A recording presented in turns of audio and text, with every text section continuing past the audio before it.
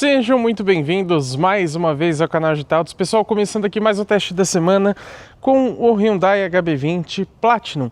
Essa aqui é a versão mais completa desse modelo. Como vocês já bem sabem, a gente vai detalhar tudo na nossa avaliação completa, mas o foco de hoje é o nosso teste de viagem. Significa que nós vamos de São Bernardo do Campo até Jundiaí, com esse que é um dos sites mais vendidos no mercado brasileiro atualmente, para a gente testar parâmetros como suspensão, o desempenho, também o consumo rodoviário, lógico, vamos falar de preço, isolamento acústico, enfim, várias questões. E esse carro, nessa versão Platinum, é recheado de assistências à condução, então a gente vai falar sobre isso num vídeo dedicado para que a gente possa explorar cada sistema com um pouco mais de tempo e tranquilidade. Mostrando aqui rapidamente o interior para vocês e vamos lá então conferir como que o HB20 Platinum se comporta na prática. Pegando estrada aqui com o Hyundai HB20 Platinum 2026 e eu já resetei, é claro, as informações aqui do trajeto para a gente conferir como que fica na prática o consumo 100% rodoviário deste hatch compacto. Lembrando vocês que felizmente a gente tem 3 trips de consumo aqui. Tem muito carro até bem mais caro do que esse aqui, que só traz um trip de consumo resetável. Aqui não, a gente tem 3. Um deles reseta sozinho depois que você desliga o motor e sai do carro, mas pelo menos os outros 2 só resetam mesmo quando você vai lá fazer isso manualmente. Eu gosto de começar falando sobre o conjunto mecânico e nesse caso não será diferente. Aqui você tem nessa versão, aliás, em quase todas as versões, o motor 1.0 TGDI, um turboflex de 3 cilindros em linha com injeção direta de combustível. Ele rende uma potência máxima de 120 cavalos no etanol e 115 na gasolina. Já o torque é de 17,5 kgfm com ambos os combustíveis, e o legal é que ele está disponível a somente 1.500 rotações, então garante uma retomada ali mais interessante para o carro. Lembrando também que estamos aqui abastecidos com gasolina e o ar-condicionado vai ligado o tempo inteiro durante esse nosso trajeto padrão de consumo até o pedágio. Isso porque depois do pedágio a gente pisa fundo para testar o desempenho e aí, lógico, afeta um pouco a média de consumo. Junto com esse motor 1.0 Turboflex, a gente tem uma transmissão automática convencional de 6 velocidades. Esse alerta aqui é do sensor de ponto cego que a gente já falou para vocês no vídeo de assistências à condução aqui do HB20. E logicamente a tração desse carro é somente dianteira. Seria bem interessante o HB20 com tração nas 4 rodas. Eu gosto também de falar sobre o preço do carro, porque isso determina a compra na grande maioria das vezes, quase todas as vezes. Você tem aqui nessa versão Platinum que perdeu o sobrenome Safety, que antes tinha, acho que durou 1 ano no máximo esse nome, e eles já tiraram. Agora, nessa versão Platinum linha 2026, esse carro custa R$ 130.590. Lembro vocês que ele não possui opcionais, você tem somente as cores, claro, que podem aumentar um pouquinho o valor do carro. E na avaliação completa eu vou falar para vocês se vale a pena ou não você comprar esse modelo por este preço. Vou inclusive comparar com os seus concorrentes. Outro ponto que eu gosto sempre de citar, até mesmo junto com o preço, porque isso está interligado, é o isolamento acústico. Por que eu digo que está interligado? Porque às vezes o carro tem um isolamento acústico pior, ruim, porém o preço justifica. Aqui, você tendo um carro de 130 mil reais, eu acho que o isolamento acústico poderia ser melhor.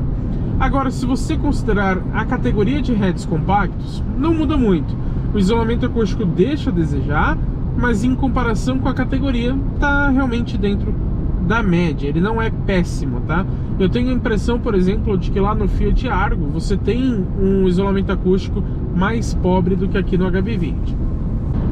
Vamos falar agora sobre direção e suspensão. Começando aqui pelo volante, você tem uma direção elétrica progressiva, então ela fica mais rígida em velocidades mais altas, só que assim, ó, ela não é super direta, mas também não é muito anestesiada, tá? Eu acho ela bem equilibrada. Lógico, você tem aqui uma pegada convencional, mais para conforto, então você não tem que ter uma direção extremamente direta, dá super para entender. E o legal é que ela não tem aquela folga grande, como vocês podem ver, ó. Tem uns carros, por exemplo, da Volkswagen, onde essa parte aqui fica muito leve, então você tem como se fosse uma folga. Aqui não, ó. ele é mais justinho, então você não sente a direção bamba. Gostei bastante aqui da calibração de direção deste carro.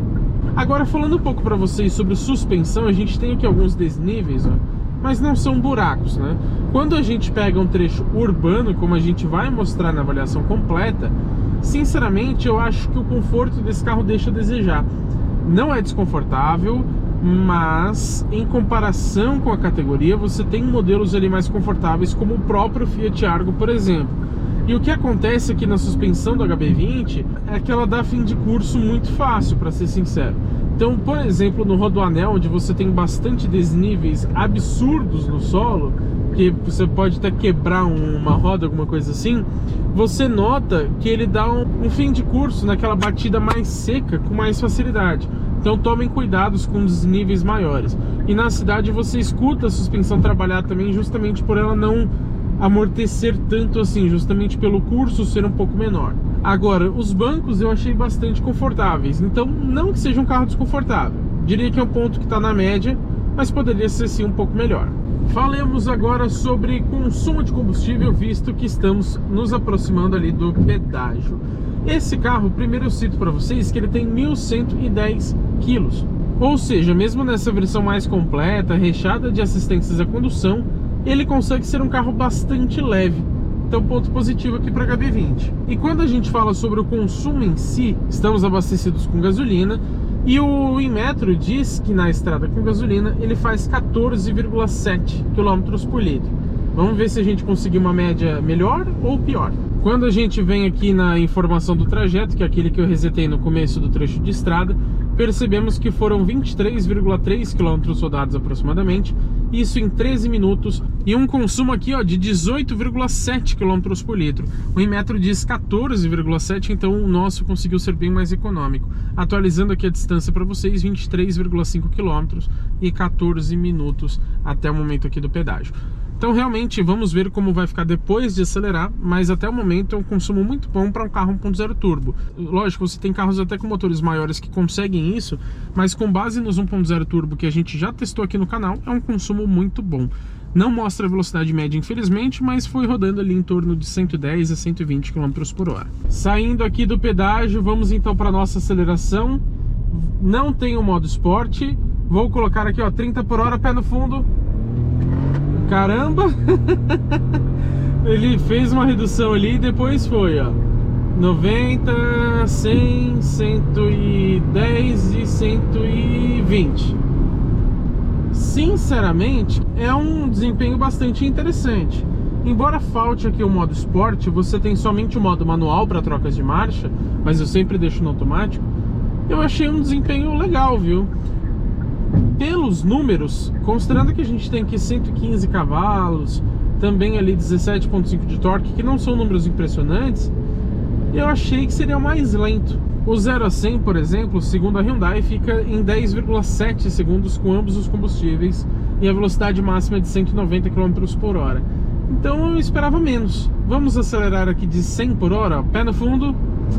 Tem uma demorazinha na redução de marcha, mas é normal, e 120.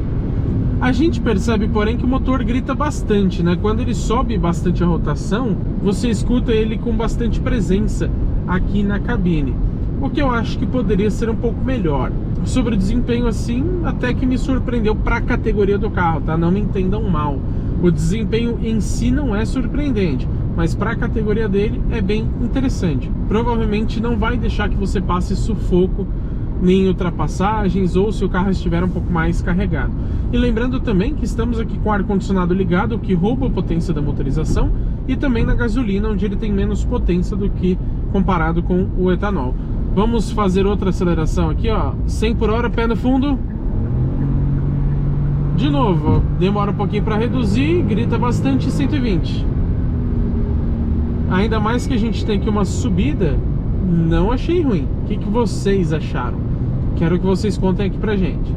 Agora, acho que falta um modo esporte e falta também um painel aqui um pouco melhor, porque você tem, entre aspas, bem entre aspas, um painel de 10 polegadas aqui, porque na lateral ali ele é aquele digital, mas não é uma tela. Então aqui na verdade você deve ter umas 4 polegadas mais ou menos na tela mesmo que fica ali no centro.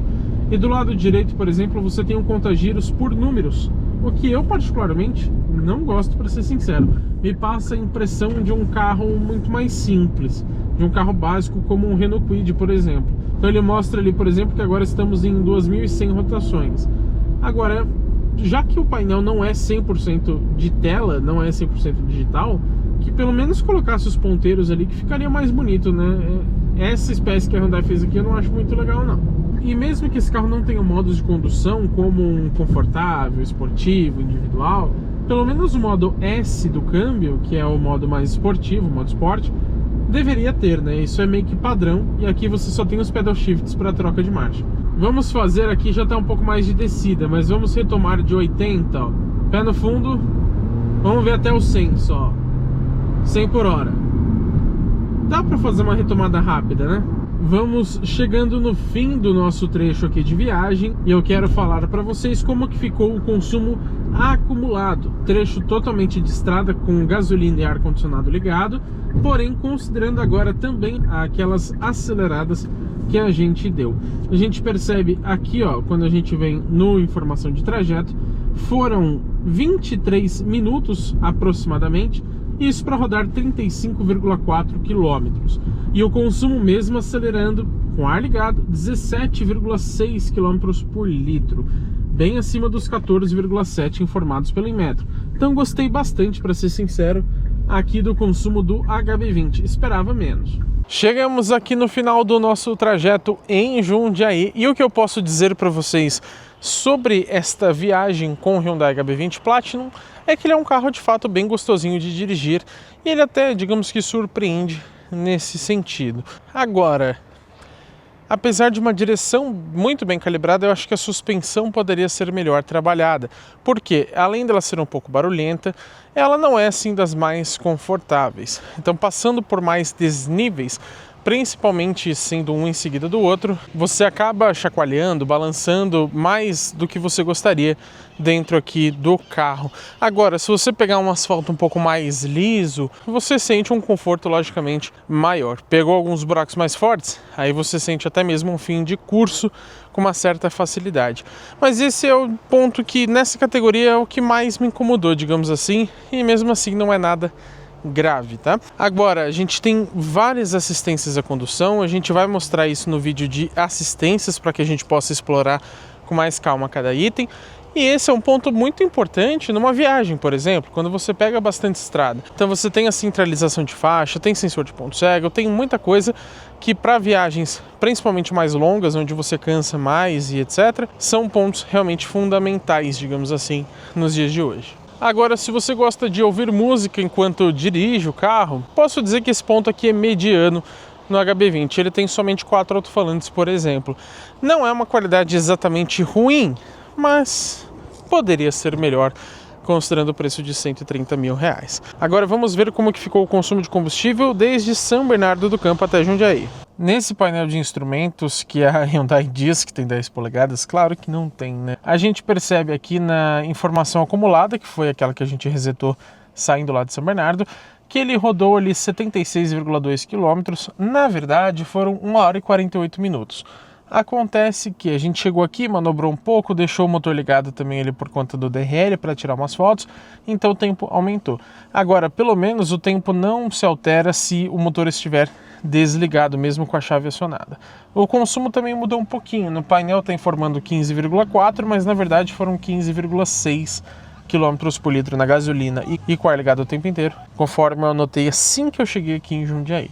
Posso dizer que é um consumo bem interessante, considerando que hoje a gente pegou bastante trânsito lá em São Paulo, também ar-condicionado ligado, as aceleradas que a gente deu na estrada e etc. Então achei um consumo bastante interessante. Mas agora que você já sabe a minha opinião, eu quero que você me diga o que você achou. Então deixa a sua opinião aqui nos comentários, por favor. Eu até esqueci de pedir isso, mas pessoal, vocês não estão hypando os vídeos, então eu peço por favor que hype esse vídeo de forma gratuita, a não ser que você queira pagar, o que vai ajudar ainda mais a gente. Se você for bondoso a esse nível, não vou reclamar.